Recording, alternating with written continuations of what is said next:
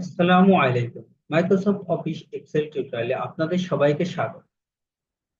আজকের ভিডিওতে আমরা দেখব এক্সেলের তিনটি গুরুত্বপূর্ণ ফাংশন, সাম, সামিপ এবং সাম। এগুলো ব্যবহার করে ডেটা বিশ্লেষণ আমাদেরকে অনেক সাহায্য করবে এবং আপনাদের কাজকে আরো সহজ। চলুন শুরু করা যাক। কিভাবে এগুলো আমরা ব্যবহার করব। সাম ফাংশনটি ব্যবহার আমরা পূর্বে দেখেছি, তবু এই ভিডিওতে আমি আজকে আবার পুনরায় আপনাদেরকে দেখাচ্ছি যে এই তিনটি ফাংশন আমি এক্সাম্পল ডেটাবেস নিয়ে রেখেছি তিনটে, একসঙ্গে সবগুলো আমি যোগ করতে চাচ্ছি। সবগুলোর সাম আমি এক ক্লিকে করতে চাচ্ছি। সেটা কিভাবে করব এই ভিডিওতে আমরা আজকে দেখব। এর জন্য আমাদের কিবোর্ড থেকে কন্ট্রোল প্রেস করে কন্ট্রোল চেপে ধরে রেখে প্রত্যেকটি টোটাল সেলটি সিলেক্ট করতে হবে। কন্ট্রোল চেপে ধরে রেখে আমাদের এই সেলগুলো সিলেক্ট করতে হবে সর্বপ্রথম। দেন কিবোর্ড থেকে অল্টার সমান প্রেস করলে আমাদের একসাথে সবগুলো সাম হয়ে যাবে। এই ছিল আমাদের সাম ফর্মুলা। সাম ফাংশনটি আমরা কিন্তু সমান সাম লিখলেও আমাদের কিন্তু সাম ফাংশনটি আমরা টেনে করতে পারবো। আবার অল্টার সমান প্রেস করে আমরা শর্টকাট কি মাধ্যমে আমরা সাম করতে পারবো। এখন থেকে যে বিষয়টি আমরা দেখব সাম ইফ এবং সাম ইফস। সাম ইফ এবং সাম ইফসটা শর্ত সাপেক্ষে যোগ করে।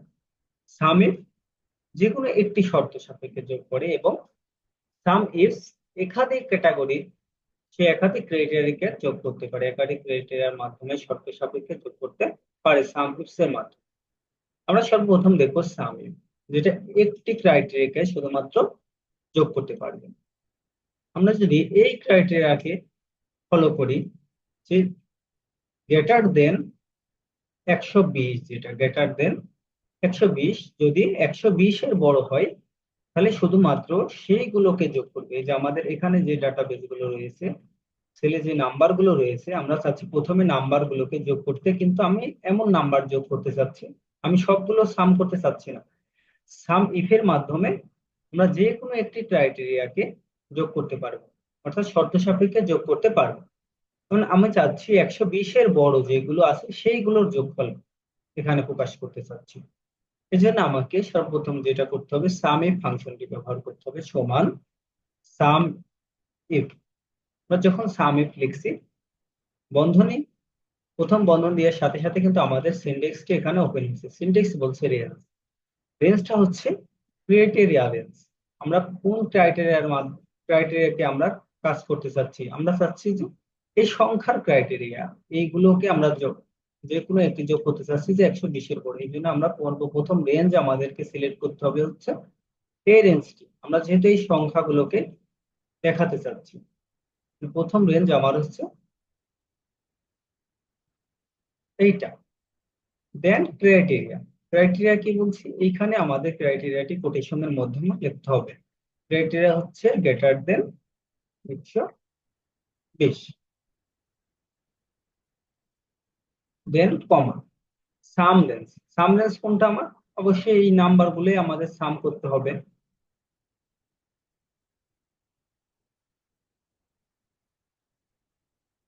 দেন ব্র্যাকেট ক্লোজ, দেন এন্টার।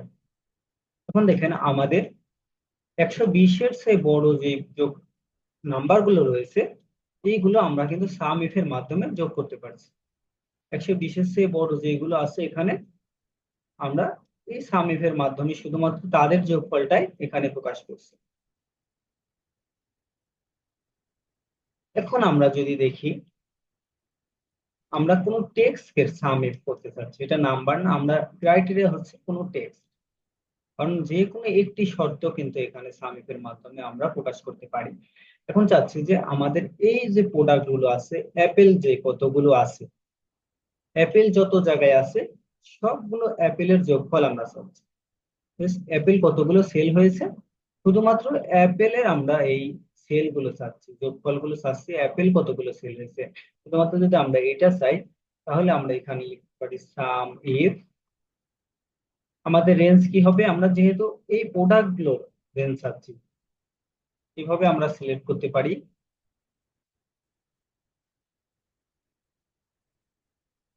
কমা ক্রাইটেরিয়া হচ্ছে আমাদের, আমরা কিসের চাচ্ছি, কোন প্রোডাক্টের চাচ্ছি সেটা এখানে লিখতে হবে। আমরা চাচ্ছি অ্যাপেল, কমা সাম রেঞ্জ, আমাদের সাম রেঞ্জটি কোনটা, সাম রেঞ্জ হচ্ছে এই যে সেল,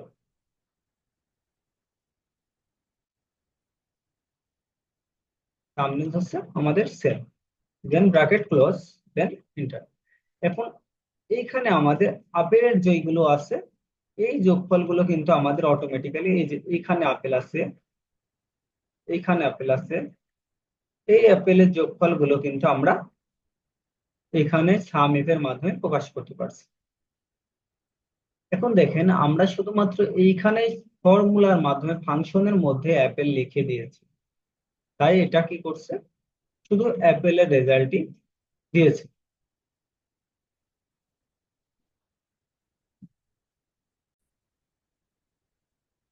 এখন আমরা চাচ্ছি, এই যে আমরা এখন দেখেন এখানে শুধুমাত্র আমরা এই ফাংশনের মধ্যে আমরা কিন্তু ক্রাইটেরিয়াটি দিয়েছি, এটা যখন আমরা চেঞ্জ করব বারবার আমাদের কিন্তু, আমরা চাচ্ছি যে 80, তখন কি ফাংশনে এসে আমাদের বারবার চেঞ্জ করতে হবে, যে 80-র উপরে যেগুলো আছে সেইগুলোকে আমরা যদি যোগ করতে চাই তখন বারবার আমাদের ফাংশনে এসে চেঞ্জ করতে হবে। কিন্তু আমরা এইটা না করে আমরা যদি ডাইনামিক ভাবে করতে চাই, যে আমরা কোনো একটা সেলকে সিলেক্ট করব, ওই সেল রেফারেন্স যদি আমরা কোনো সংখ্যা যদি চেঞ্জ করি তাহলে অটোমেটিক্যালি সেটার রেজাল্ট এখানে শো করবে। এইটা কিভাবে করা যায় সেটা দেখি।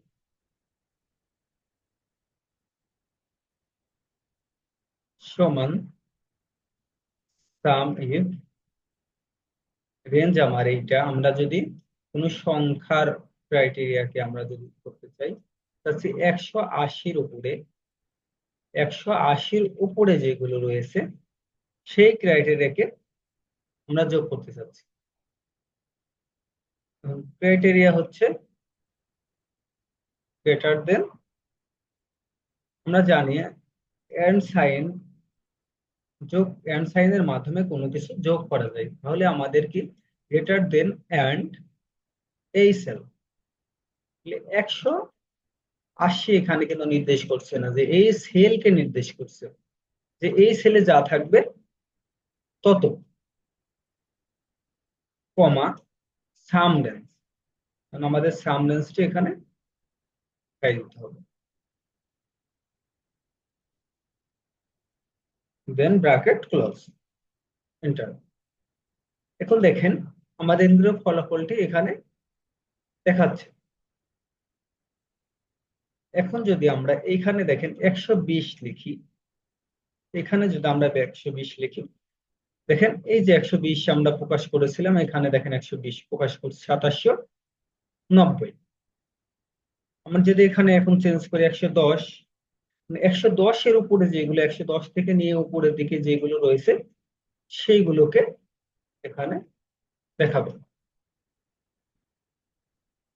এভাবে আমরা ডাইনামিক ভাবে কাজ করতে পারি।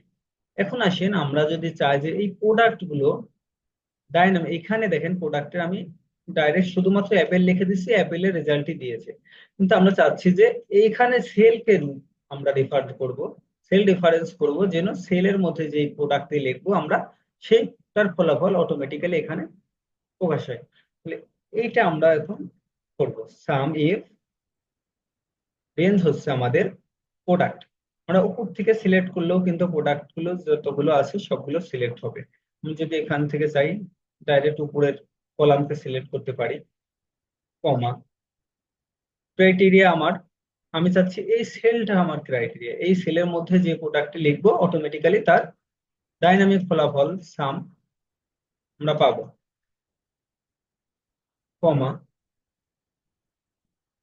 ফলাফল চাচ্ছি এই রেঞ্জের সেল, দেন এন্টার। এখন দেখেন আমরা এইখানে অ্যাপেল লেখা আছে, অ্যাপেলের রেজাল্টটি এখানে প্রদর্শিত হচ্ছে। এখন যদি আমরা চাই হচ্ছে অরেঞ্জ, দেখেন অটোমেটিক্যালি আমাদের কিন্তু রেজাল্টটি পরিবর্তন হচ্ছে। আমরা যদি চাই ব্যানানা, দেখুন ব্যানানা রেজাল্টটি হচ্ছে, কিন্তু এখানে কিন্তু আমরা শুধুমাত্র অ্যাপেলের রেজাল্টটি যখন ফাংশনের মধ্যে বলে দিচ্ছি শুধুমাত্র অ্যাপেলটাই আমরা পাচ্ছি। এখানে বারবার ফাংশনের মধ্যে গিয়ে আমাদের পরিবর্তন করতে হবে কোনো রেজাল্ট যদি আমরা চাই। এই জন্য আমরা কাজ করব ডাইনামিক ভাবে। এখন আসুন সাম ইফস। সেম ভাবে আমরা সাম ইফস এর ডাইনামিক ভাবে কিভাবে করতে হয় সেটা আমরা দেখব।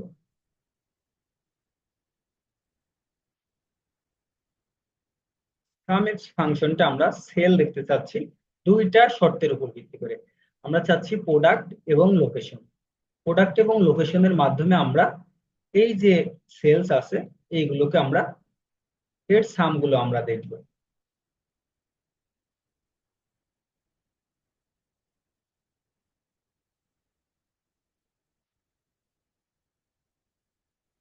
সমান সাম ইফস। সাম ইফস এর মাধ্যমে আমরা শুধুমাত্র একটা নয় একাধিক ক্রাইটেরিয়া আমরা দেখাতে পারি। তাহলে আমরা যদি এখন সাম ইফস, এখানে সর্বপ্রথম বলছে সাম রেঞ্জ। দেখেন এই যে ফাংশনটি আমাদের এখানে সর্বপ্রথম বলছে সাম রেঞ্জ। তাহলে আমাদের সাম রেঞ্জ কোনটা, আমরা এইটাকে কলামটাকে সিলেক্ট করতে পারি, টোটালি কলামটাকে সিলেক্ট করতে পারি, কমা। এরপরে বলছে ক্রাইটেরিয়া রেঞ্জ ওয়ান। আমার প্রথম ক্রাইটেরিয়া কি, আমরা চাচ্ছি প্রথম ক্রাইটেরিয়া আমার হচ্ছে প্রোডাক্ট, কমা, দেন ক্রাইটেরিয়া ওয়ান। ক্রাইটেরিয়াটা কোনটা, আমি চাচ্ছি ক্রাইটেরিয়া সেলটি আমি এইটা আমার এই সেলকে রেফারেন্স করতে চাচ্ছি, প্রোডাক্টের যে এই ঘরে যেটা দেব সেই প্রোডাক্টটি সেলটাকে সে শো করবে। প্রোডাক্টের প্রথম ক্রাইটেরিয়া হিসাবে আমি এই সেলকে সিলেক্ট করলাম। Then criteria two range, criteria two range হচ্ছে আমার এইটা, লোকেশনটাকে আমি চাচ্ছি, কমা, হচ্ছে ক্রাইটেরিয়া। ক্রাইটেরিয়া কোনটা, আমি চাচ্ছি এই সেলকে ক্রাইটেরিয়া হিসাবে।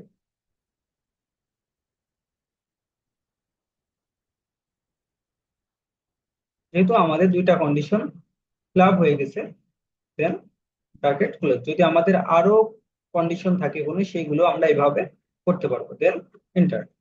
এখন দেখেন আমাদের কিন্তু রেজাল্ট দেখাচ্ছে সেল জিরো, কেননা আমি কিন্তু কোনো প্রোডাক্ট এবং লোকেশন এখানে দেখাই নাই। আমি চাচ্ছি হচ্ছে প্রোডাক্ট।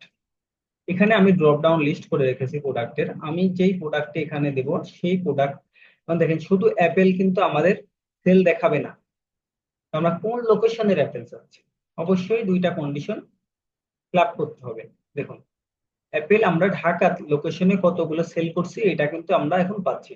এখন যদি আমি অ্যাপেল চিটাগং এ দেখাই, দেখেন 180 পিস, রাজশাহীতে 350 পিস। এইভাবে আমি যদি চাই অ্যাপেল অরেঞ্জ কতগুলো সেল করছি রাজশাহীতে সেটা দেখতে পারবো, ব্যানানা কত পিস সেল করছি, পটেটো কত পিস সেল করছি। এগুলো আমরা এই সাম এর ফর্মুলার মাধ্যমে দুইটা কন্ডিশন তিনটা কন্ডিশন যতগুলো শর্ত থাক না কেন আমরা এইটা সাম ইফস এর মাধ্যমে আমরা দেখাতে পারবো। আমরা যদি লোকেশন চেঞ্জ করি, দেখুন ঢাকাতে পটেটো কতগুলো সেল হয়েছে। এইভাবে আমরা যে কোনো ডাটাবেস থেকে আমরা খুব সহজে সাম ইফস এর মাধ্যমে, সাম ইফ এবং সাম ইফস এর মাধ্যমে শর্ত সাপেক্ষে যোগফলগুলা প্রদর্শন করতে পারবো, দেখাতে পারবো। পরবর্তী ভিডিওতে আমরা দেখব average, average if, average ifs, অথবা কাউন্ট, কাউন্ট ইফ এবং কাউন্ট ইফস ফর্মুলাগুলো। আজকের ভিডিওটি এই পর্যন্তই, দেখা হবে পরবর্তী ভিডিওতে। সেই পর্যন্ত ভালো থাকুন, সুস্থ থাকুন, সবাইকে ধন্যবাদ।